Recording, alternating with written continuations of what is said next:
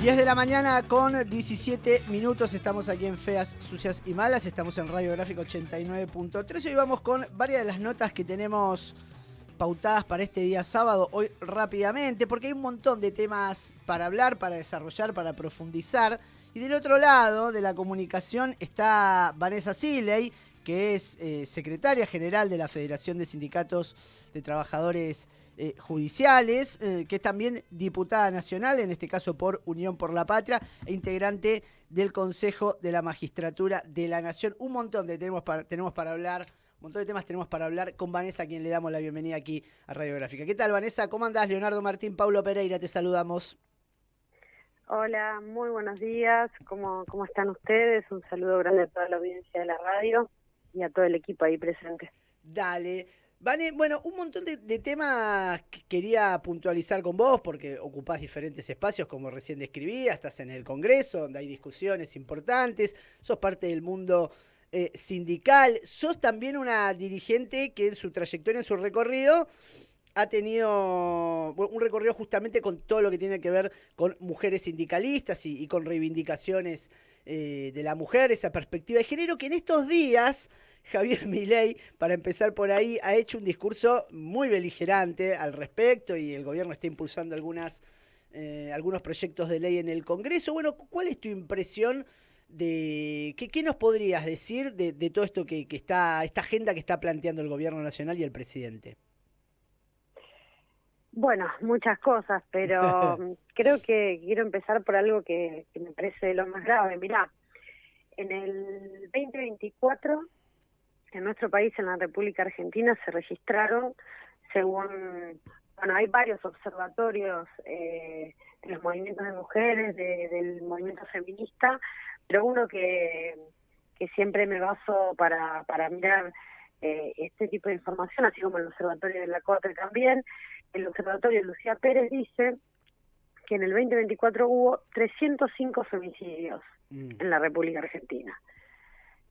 Otro observatorio, el Mumalá, indica que hay un femicidio cada 37 horas en nuestro país, o sea, cada un día y medio hay un femicidio en nuestro país. Y es importante entender de qué se trata. Cuando en el 2012 se convierte en ley esta figura, que es ni más ni menos que una modificación del artículo 80 del Código Penal, en donde en varios incisos se indica como un agravante el homicidio doloso, el homicidio violento por razón de género, un agravante de la pena, ¿no? Entonces, esto es muy grave, porque estos datos que yo te estoy dando del 2024 se agravaron alrededor de un 13% más de lo que fue el 2023. Y es un drama de nuestro país en materia de seguridad, en materia de violencia, que se va incrementando. Entonces, que un presidente de la nación, en un foro internacional, que es un foro económico, el foro de Davos, ¿no? En un foro internacional, apañado por discursos precedentes, porque él se siente cual bufón, digamos, de los nuevos grupos económicos mundiales, ¿no? De los grupos, como se le dice hoy, los unicornios, o las plataformas, o en definitiva el mundo de la valorización financiera, apañado por ese predominio hegemónico cultural mundial, se siente en la libertad de decir las barbaridades, exponiendo a nuestro país a una vergüenza internacional y además a un peligro muy grande en el propio territorio de Argentina, por cómo están las condiciones sociales, ¿no? Porque cuando se incrementa la pobreza, cuando se incrementa la desocupación, cuando la economía no funciona, en la sociedad empieza a haber un clima de violencia. Y esa violencia, además, se presenta intrafamiliarmente, y esto lo hemos vivido en los 90, lo volvimos a vivir con el macrismo. Las familias se rompen cuando hay una crisis económica en nuestro país. Y esto lleva a incrementar la violencia de género, por supuesto que sí. Por supuesto que sí. Entonces, me parece un combo explosivo. Por eso, obviamente, vamos a estar acompañando hoy en Parque Lezama y vamos a estar ocupando la calle. porque los derechos, eh, esto lo contaba Cristina hace poco, cuando se incorpora la figura del femicidio, cuando los derechos se convierten en patrimonio de la sociedad, cuando se asientan en la sociedad, solo van a perdurar si la sociedad sabe defenderlos. Entonces, nosotras vamos a defender los derechos que hemos conquistado. Y eso, bueno, eso es una de las cosas más importantes que me parece que hay que plantear en este momento, la defensa de los derechos. Diputada, aprovecho y te hago una consulta. Pablo Pereira te habla. Hay Pablo, ¿cómo sectores, estás?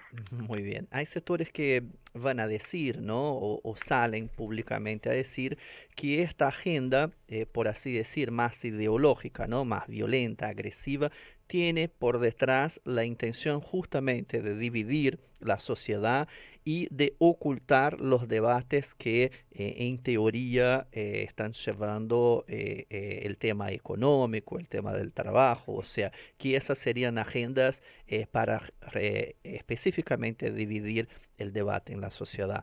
¿Vos crees que es así o qué respuesta daría a estos sectores que reivindican que esa es una agenda para tergiversar el debate público? Definitivamente, porque mirá vos que Milei, en el foro económico de Davos, solo hizo una referencia superficial a la situación económica de la Argentina.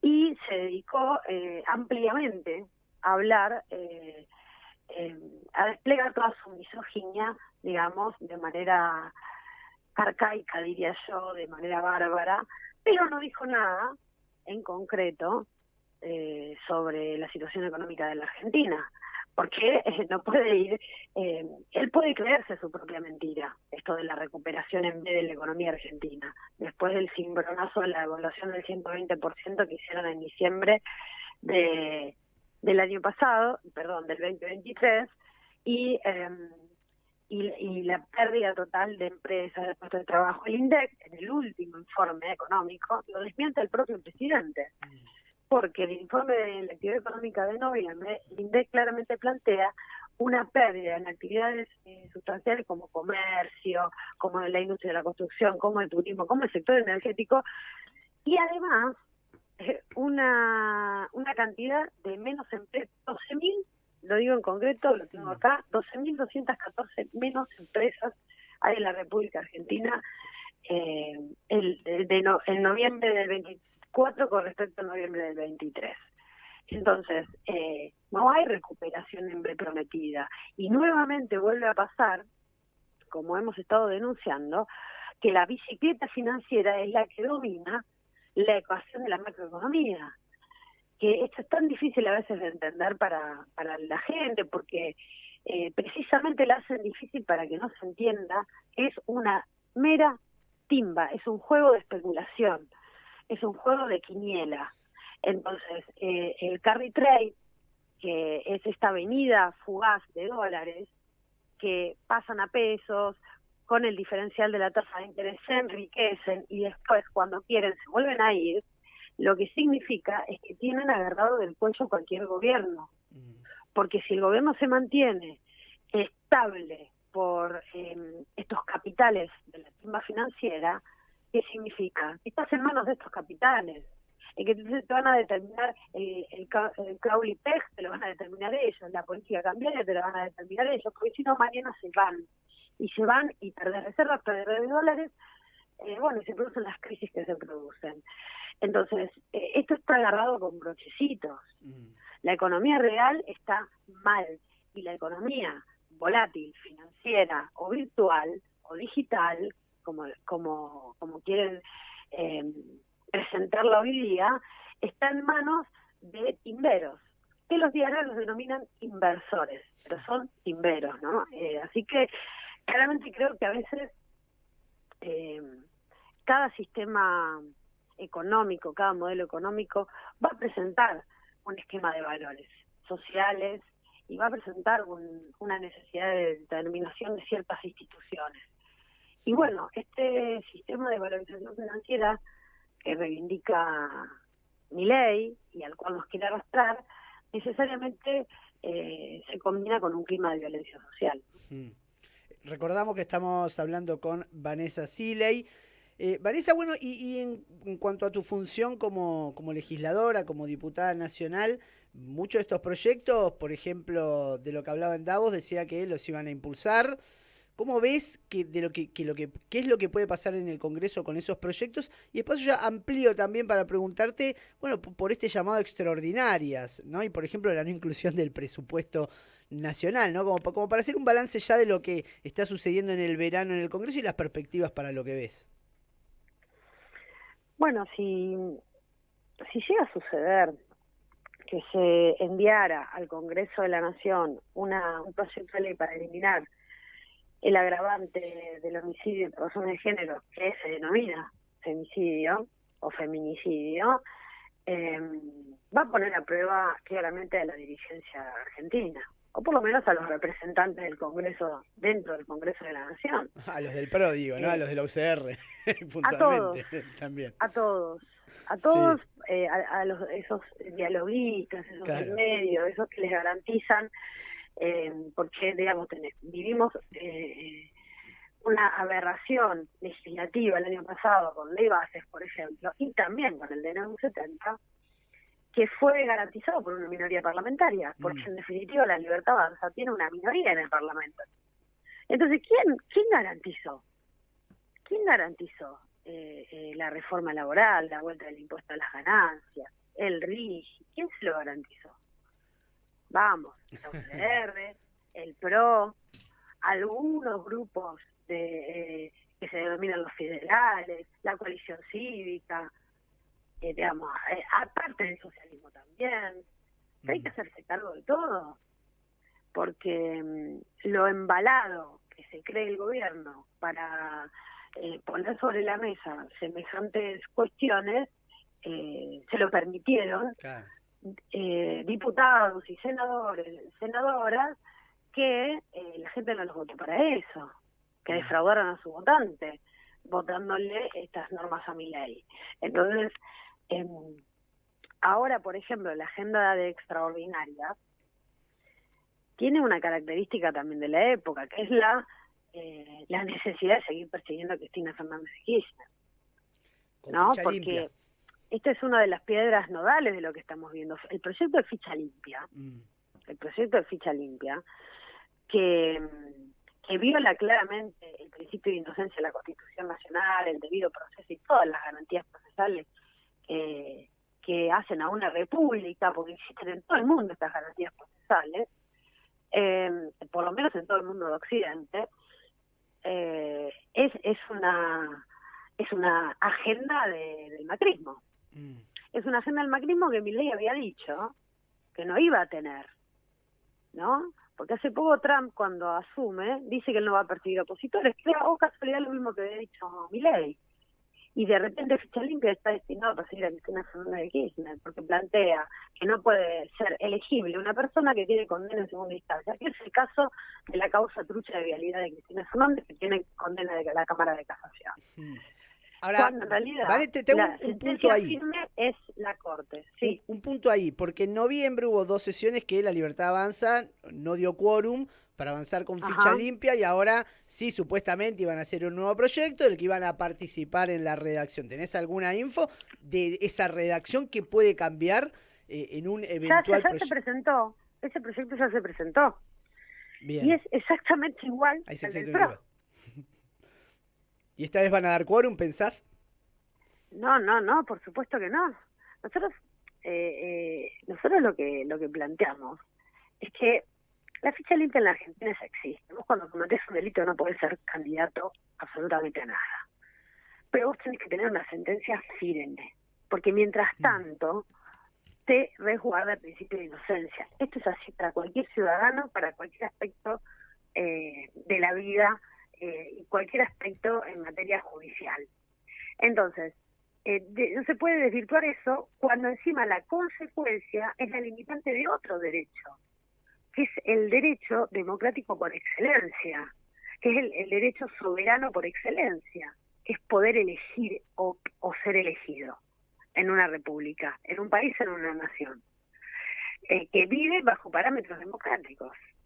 Entonces, la soberanía popular es un derecho sagrado que no se puede limitar de esta manera. Y vos fíjate lo que nos está pasando como campo nacional y popular desde que se determina la política en función de causas judiciales. Y ese direccionamiento en un poder judicial, no todo el poder judicial, sino el sector de Comodoro pide el poder judicial, es decir, la justicia federal, criminal y correccional, está cooptado por el esquema macrista. Entonces, y por grupos de poder que articulan esto. Entonces, yo me pregunto, ¿dónde quedó ese Milei? ¿Dónde quedó ese Milei que antes de llegar a la presidencia, e incluso en discursos precedentes, decía que no iba a perseguir opositores? Finalmente se le terminó imponiendo la agenda del macrismo. Entonces, bueno, me pregunto también quién conduce, Milei o Macri.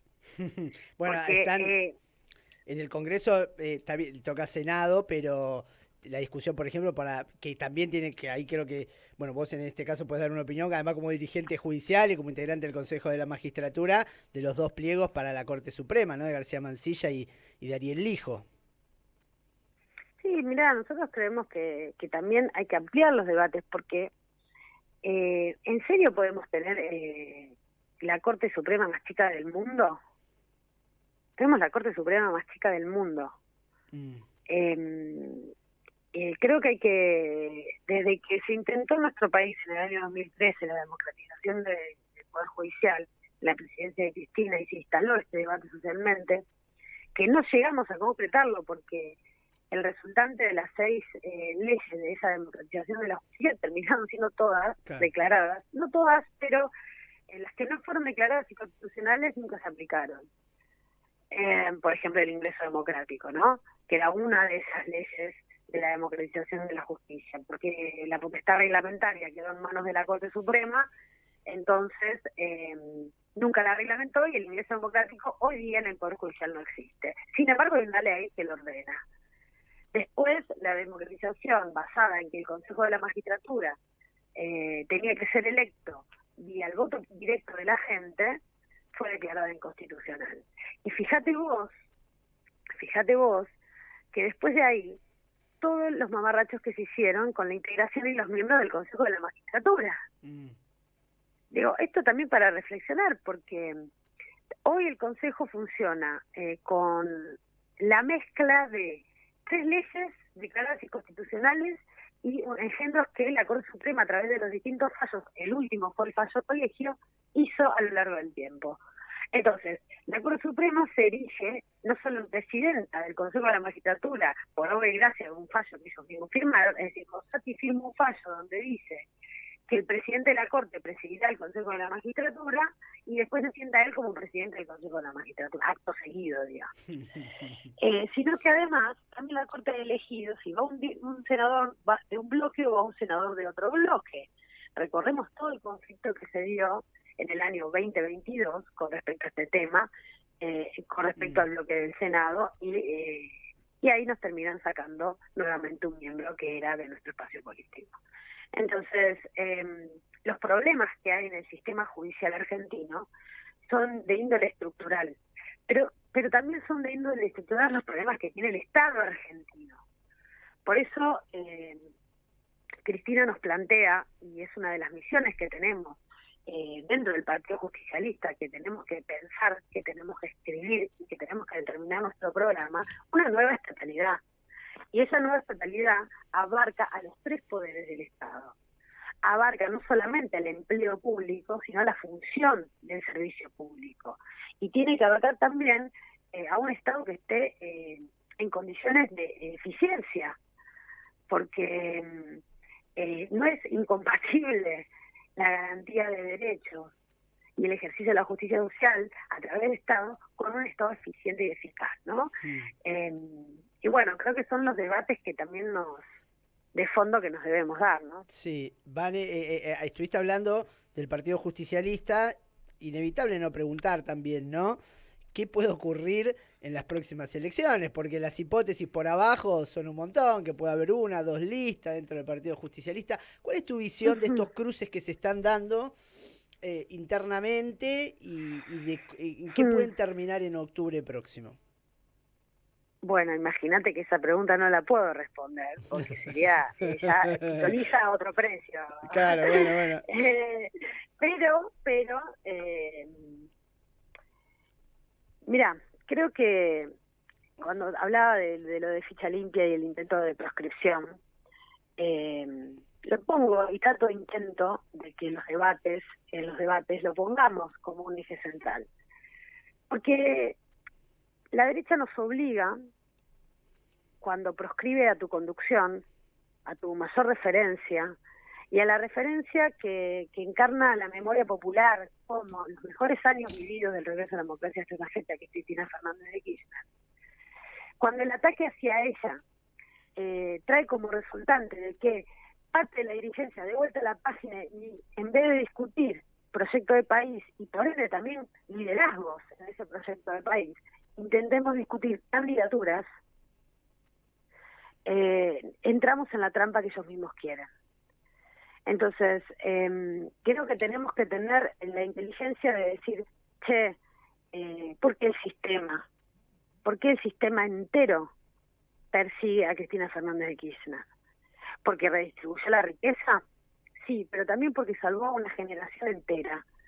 La generación, por ejemplo, nosotros siempre lo decimos, la generación política de hoy, todos los que tenemos 40 y 30 y 50, digamos, somos una generación que tuvo la suerte histórica de volver a creer en la política, como pibes y pibes que éramos cuando llegó Néstor y Cristina. Y asumir la responsabilidad de comenzar a militar, que es en realidad vivir trabajando para hacer feliz al pueblo. Claro. Eso es ser un militante. Entonces, creo que dar vuelta a la página y discutir cuál serían los mejores candidatos es esquivar el debate de fondo por el cual el sistema nos quiere excluir de la posibilidad de transformar la vida social de la Argentina. Yo creo que ese es un debate muy necesario, por eso hay que debatir, hay que oponerse fuertemente a ficha limpia, pero a la misma vez hay que oponerse fuertemente al desfinanciamiento de los partidos políticos que viene también en los proyectos extraordinarios. Ojo con eso, porque Sí. por ahí discutimos paso sí, paso no, ¿no? Y es una discusión, a veces, de una discusión que la va a determinar qué objetivo tenés, si quieres sacar las pasos o no sacar las pasos. Uno puede tener una opinión, puede haber una opinión por dirigente de cada provincia y una opinión por situación particular de cada espacio político. Ahora, ¿qué viene escondidito atrás de sacar las pasos? Una serie de modificaciones a la ley orgánica de los partidos políticos en donde se los desfinancia absolutamente. Claro, diputada. Entonces, cuidado con eso también, ¿no? Claro, perdón que te corte, pero No, por favor.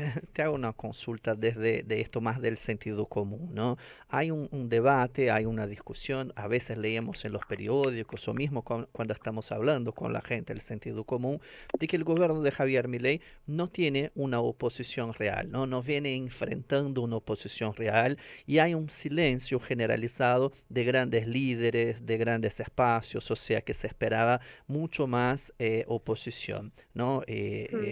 Yo con una mirada extranjera, ¿no? Siempre decían acá desde que llegué que diciembre en Argentina, diciembre arde, ¿no? Y que este diciembre Milei tuvo mucha tranquilidad. Es decir, que Milei juega solo, por lo menos esto es un poco del sentido común, ¿no? Nosotros sabemos que el debate es mucho más profundo, pero quería entender si eso a la víspera, si estamos hablando en un año electoral, cómo eso puede calar en la gente, ¿no?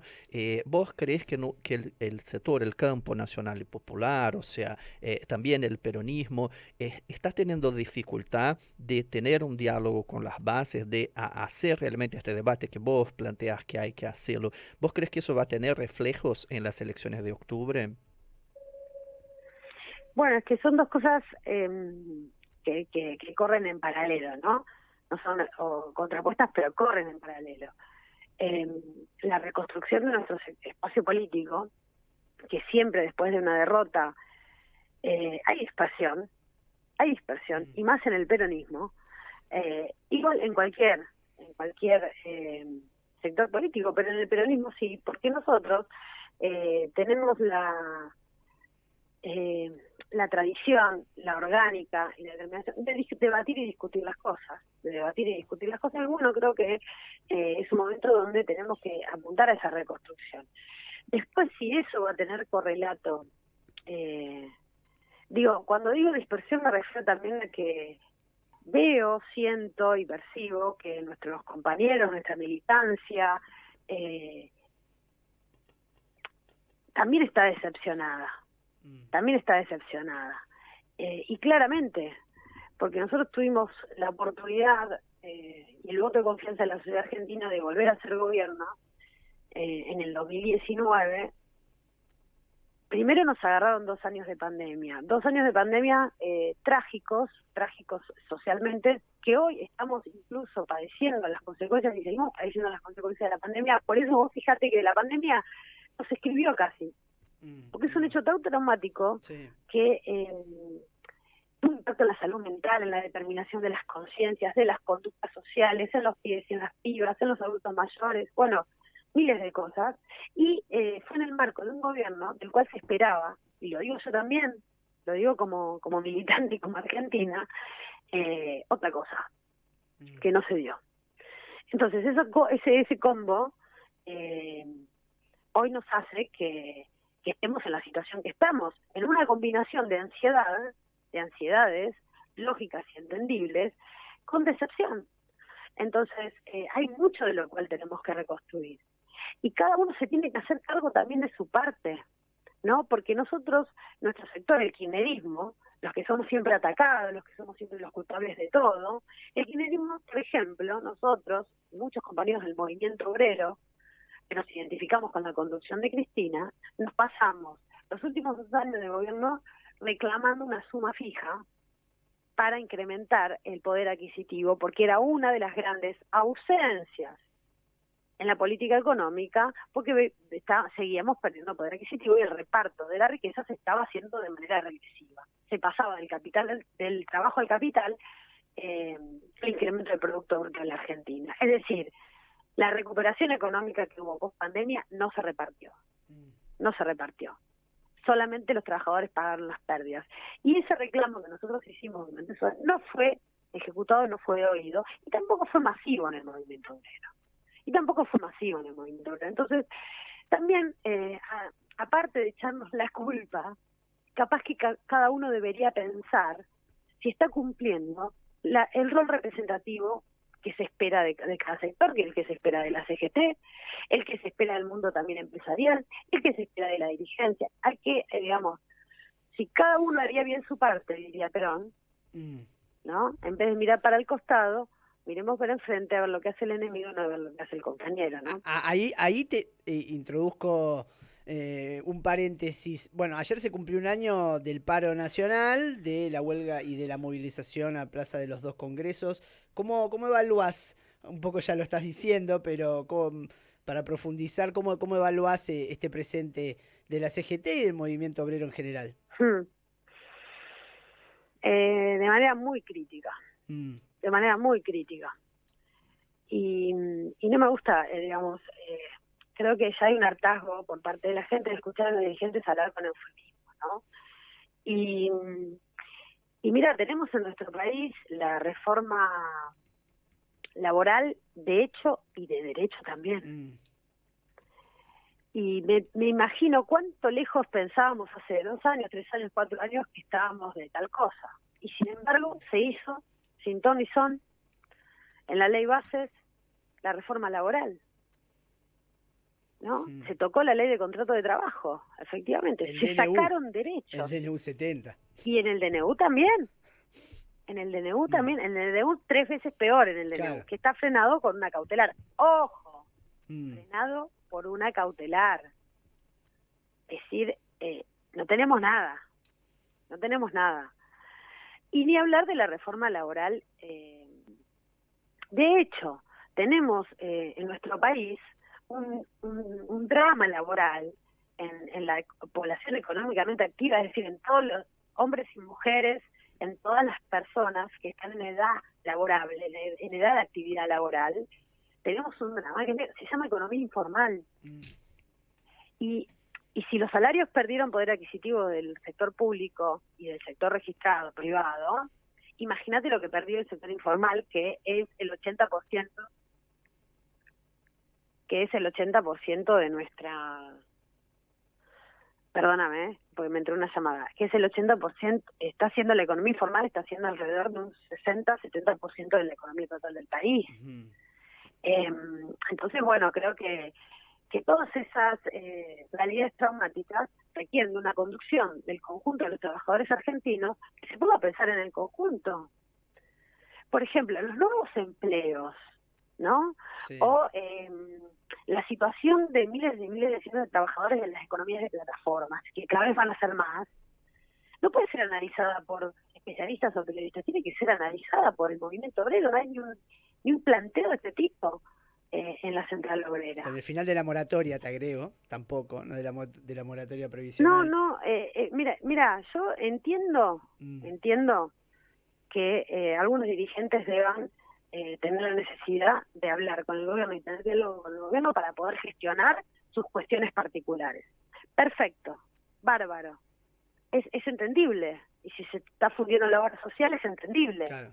pero no te robes la representatividad del todo. No te sientes en esa mesa en el nombre de todos para negociar la tuya. Eso no puede ser. No puede ser que sigamos mirando para otro lado todos los que somos dirigentes del movimiento obrero cuando eso está pasando.